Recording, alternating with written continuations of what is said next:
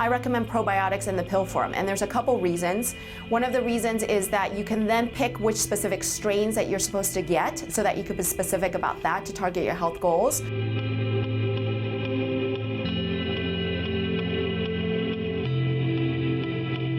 A lot of my patients ask whether probiotics are better in a pill form or whether they should just get it in their yogurt version. In my opinion, I am very much a fundamentalist. I generally like for your nutrients to come from food form, but in this specific situation, I recommend probiotics in the pill form, and there's a couple reasons.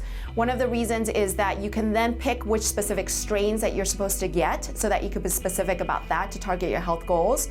The other thing is then you can get the dosage right up to the treatment dosage that we're seeing in the studies to help with the specific health goals you're trying to achieve. And then you could just take it once a day and be done with it, so there's not having to eat yogurts throughout the day. One of my biggest pet peeves are patients who are dairy sensitive or animal dairy sensitive or casein sensitive, and they force themselves to eat a lot of yogurt just for the probiotics. Well, the problem is now you're causing a lot of gut issues when you can just take the pill form and get the probiotics that way without causing side effects. And some of my patients who really hate the taste of plain yogurt, they'll just eat the really fruity versions of the yogurt, and then they cause sugar issues. So if you don't want to have that sit down talk with your doctor about why your sugars are going up, it's probably easiest to just take it in the pill form, because then you can definitely target the bugs that you want, you get the dosage that you want, and you sidestep all the potential side effects.